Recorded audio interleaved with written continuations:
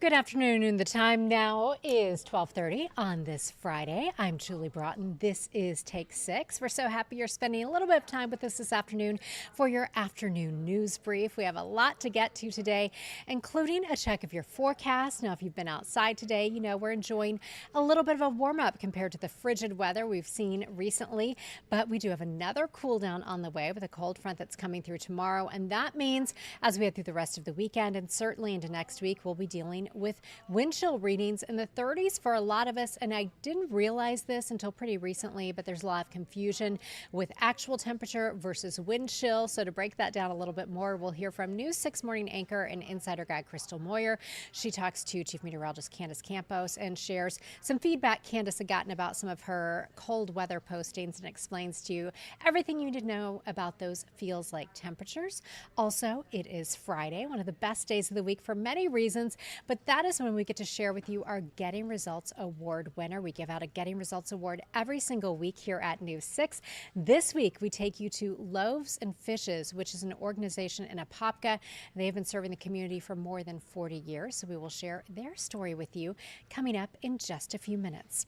But first, it is a new year, and that means it is almost time to start thinking about filing your taxes. Last year, you had a new option with a pilot program from the IRS called Direct File. You'll have that option again this year. The IRS says it was a huge success. News 6 investigative producer Robert Brewer tells us what we need to know in this week's Make Ends Meet. You can file online direct with the IRS for free. He's the Internal Revenue Service's top brass. Commissioner Danny Werfel told News 6 that last year's Direct File pilot program passed the test. We got significant positive feedback from the taxpayers that used it. Tens of thousands of Floridians used it in the first year. And as a result of the positive feedback we got here in Florida and around the country, we've decided to expand it. So the IRS opened up the program to all 50 states, and nearly half have opted in for 2025, giving eligible taxpayers in those states another option on the menu. There are many people around the country that are very happy with the software that they're using, and we encourage them to stay with whatever filing system is working for them. But we heard from Americans that were interested in another option. We want one that's direct with the IRS, also online, also easy to use. We want one that's free. Doesn't free sound better? The IRS says that free option is available to millions of Floridians. And we encourage Florida residents to go on irs.gov, search Direct File, learn more about what it means to file direct with the IRS for free. It may be the right program for you. Robert Brewer, Getting Results, News 6. And joining us now to talk more about all of this and the success of this program is News 6 investigative producer Robert Brewer. And Robert, you touched on it a little bit in that story, but they got a lot of feedback from people who were really happy with this. Right. As he said, tens of thousands of people used it in Florida and then hundred thousands of more across the country. And they did an after survey. So after they used the software, they took a survey, and 90% of the people that used Direct File said it was, quote, excellent or above average. So they said, well, heck, if they like it that much, let's just make it permanent. Yeah. So they invited all 50 states, and like I said, only 24 opted in. Now, one of the reasons they might not have opted in is because it doesn't at this time do state tax returns, only federal. So we don't have state taxes, so it's okay here. But a lot of states probably said, well, if they're not going to do state taxes, let's just not use that option. But there you go. Yeah, that's pretty overwhelming feedback that more than 90% of people were happy with it. So must be pretty easy to use. And I know you and Mike Holfeld had talked to some Florida leaders who thought maybe this wasn't such a great use of money, including CFO Jimmy Petronas last year. Yeah, Chief Financial Officer Jimmy Petronas. We interviewed him last year. He said it was a waste of taxpayer money to put this out there when he didn't think people wanted it or needed it. But the IRS countered saying, well, people reached out to us and said they wanted an option that was direct with them and free. And then they put it out there. People used it. People liked it. So, you can decide whether or not it was a good use of the money. But the report, they said that they came in under budget. They spent something like $26 million on it total. And so they're going to keep using it. And the other thing I forgot to mention is that if you have to have lived in the state one of those 24 states for the entire year of 2024. So that's another key thing to remember. There's some other limitations, like you can't use itemized deductions on it. So we have all of that on my story on Click Orlando. But if it's an option for you, maybe take a look at it. Yeah. So if you just use the standard deduction, then maybe that would be a nice, simple, Right. free option. Which It's for free simple. That's the key word. Yes. Yeah. Yes, free is very appealing because even when you use the other software, even the most simple of returns, it's still, 50, $100 to use those. Yeah, and a lot of those, and that's something we're going to look at later on this year, but a lot of those claiming to be free are not always free. That's just a way to reel you in, and then they get you later on.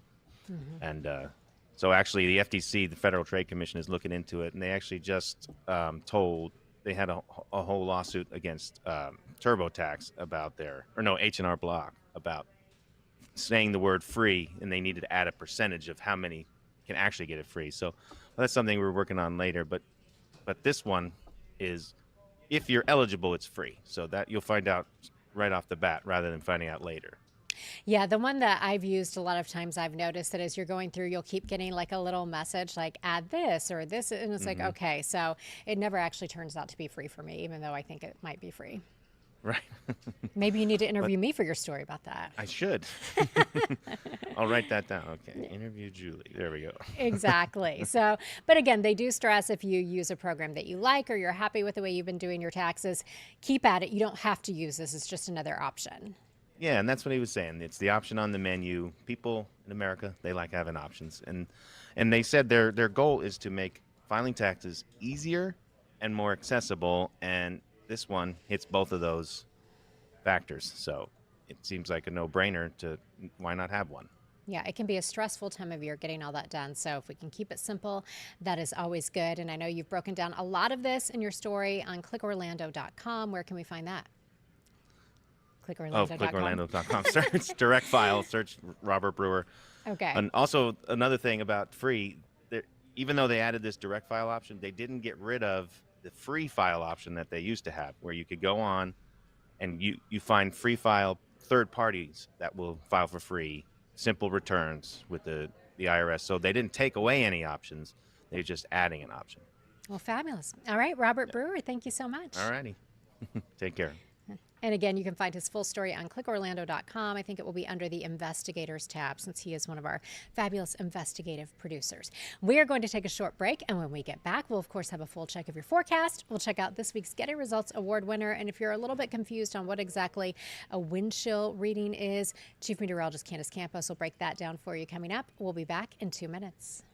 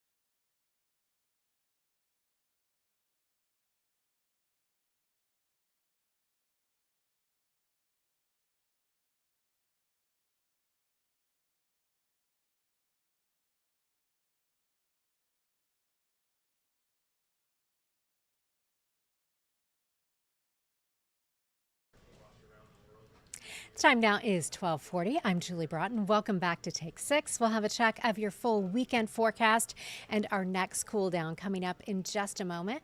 But first, since it is Friday, we get to share our Getting Results Award winner with you. And this week we take you to Apopka. That's where a group there has been helping people for more than 40 years. It's keeping them fed and healthy. And this group primarily started out as a way to help struggling citrus growers who needed a little bit of extra help after that big freeze during the 80s. But now they say they're mainly helping people right there in the community who are having trouble stretching their money any further to help buy food. So here's this week's Getting Results Award winner. Look, that's where we used to be, Loaves and Fishes. Isn't that amazing? 1984. That's when it first started. When you've been helping the community for more than 40 years, Brings you back to the good old days. your history can be told in black and white. Wow. You see, tradition runs deep at this food pantry in South Apopka. Some of our volunteers are still here. Lori Reeves and I took a stroll down memory lane. So this is our little wall that we just absolutely love. This is our little building. This is what we used to be. It's a trip that starts in the citrus groves of Apopka's past. Apopka had huge orange groves and a lot of workers, of course, that's where they were employed. Well, back in the 80s, we suffered a very major devastating freeze. I think there were 2 freezes. And it took all the orange groves out and all the migrant workers lost their jobs. So they started inundating the churches because they didn't know where else to go. They were really lost. And so the churches decided to form one organization. They called it Loaves and Fishes. Good morning, Carrie. How are you? Time moved on, and so did those families. Yeah. Today, the average client is someone like Carolyn Barker Carson. You've made my life so much easier. We love having you here. She lives nearby in a mobile home. Her fixed income just isn't keeping up with inflation. So I would be in the middle without a paddle, as they say, if it hadn't been for people like this. And these folks have been really kind to me. And now it's more senior citizens because they're on a fixed income. What would you like up here? Most of them rent. Their rent keeps going up astronomically, not just a little bit, but horribly. And they have no way of making any more money. And so they're coming here, and a lot of times they're saying, I don't know what I would do without Loaves and Fishes. I don't know how I would eat. So it's safe to say they're getting results. They are getting results beyond comprehension. Dino Raquel nominated them for the News 6 Getting Results Award. They love what they do. They absolutely love this place. They love everyone here, everyone that comes here. It's just a very lovely place. It's a godly mission for us to be able to help others and to help others as we would want to be treated. We're still here 41 years later. It's just a real blessing. I can confirm it is a very lovely place. We had a great time on our visit there, and we're so happy we get to highlight all the great work they're doing. And by the way, they have 75 volunteers that make all of this happen, and some of those volunteers have been there just about the entire 4 decades that they have been open. Now, if you've been outside today, you know we're seeing a beautiful Friday. We're seeing a little bit of a warming trend, but that warming trend will be short-lived. Another round of cold weather is headed our way and will last for the next several days.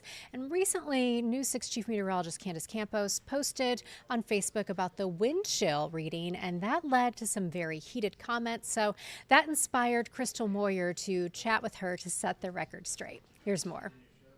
It's been a hot topic throughout Central Florida. I'm talking about the downright frigid temperatures. I'm using hand warmers out here.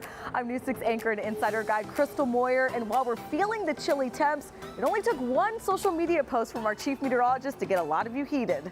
It was this post on Facebook from News 6 chief meteorologist Candace Campos with a graphic of forecasted wind chill temperatures that was shared more than 1,500 times and prompted hundreds of comments, including, "Looks like you screwed up again," from James. Yami posted, "I'm in Orlando, 7 a.m. and it never made it to 35 degrees. I don't know where that 27 degrees came from. You weather people are full of..." I never thought cold weather could get people so heated. But here we are. I sat down with Candace, who says the graphic shows wind chill or feels like temperatures, not the actual forecasted temperatures. The science behind wind chill is we are warm-blooded individuals, right? So when we step outside in the cold, our bodies naturally try to keep us warm. So we start radiating that heat. Problem is when you start factoring the wind, all that wind basically just blows off all that heat your body just generated. So your body is working double time to try to keep you nice and warm. Another topic in the comments of the wind chill post was about overnight temperatures. Nancy posted, "It is 56 degrees at midnight. I do not believe it," arguing the temperatures did not match the lows forecasted for the day. Candace explains. Technically, the coldest point of the day, usually, unless there's a rogue front that comes through in a weird time, is right before sunrise. Because that's that point where we've had the most amount of nighttime radiational cooling, which is where all that heat from the day has been able to escape out into space. The wind chill post also brought some mixed reaction, like, "Love the cold weather. You can always put on more clothes to stay warm, but in the summer, you can't take them off," said Linda. Jason says, "Florida is trying to make me quit Florida." Pat said, "Thanks for the warning. I'll let my wife walk the dogs and I'll stay in bed." And Pat, I hope you're doing your fair share of walking the dogs so your wife can stay bundled up. This is also a good time to download our Pinpoint Weather app so you can get all the updates on changing temperatures. You can find out more information on clickorlando.com/insider. In Orlando, Crystal Moyer getting results, News 6.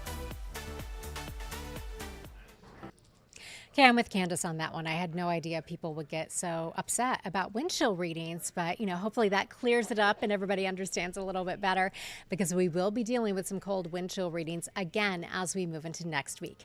Here's how we're doing today, though, a really nice way to wrap up our work week. We're sitting at 66 in Orlando, 62 in Ocala right now. It is 65 in Melbourne and 69 in Cocoa Beach. Now look at the winds. You can see those arrows. The winds right now are coming out of the southeast. Eventually later today, we'll see more of a southwesterly component, but in general, the winds coming in out of the south, those are helping to bring up some warmer air. All of that is out ahead of a cold front, but it is a little breezy at times right now. Here's a look at the clouds and rain forecast. Here is that cold front. It won't get here today. So all day today, we'll keep our winds coming in out of the south and even through the overnight hours. So we won't be very cold out there tomorrow morning, but that front does get here pretty early. Stopping the clock for you at 6 o'clock tomorrow morning. That front will be draped right across central Florida. Along with that, that will bring about a 30% chance of showers or so. And we do have the Disney half marathon tomorrow, then the Disney full marathon going on Sunday. You could run into some showers for that Disney half marathon tomorrow morning.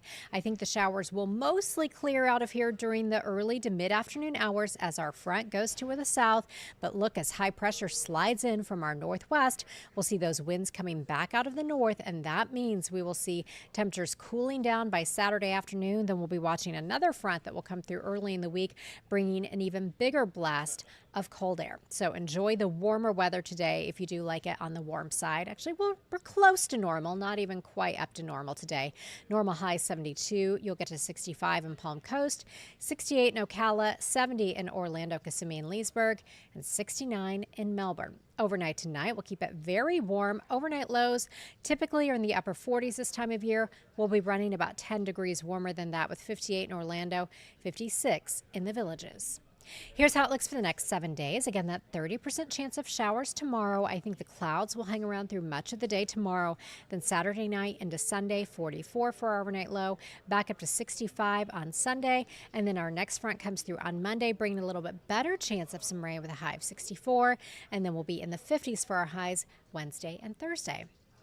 We'll talk much more about your full forecast and those chances of rain for you coming up starting on News 6 at 4. Thank you so much for spending some time with us on your Friday afternoon. If you have any questions or comments for us here at Take 6, head to clickorlando.com/Take 6. Let us know what's on your mind. Thanks so much for stopping by, and I'll see you today at 4.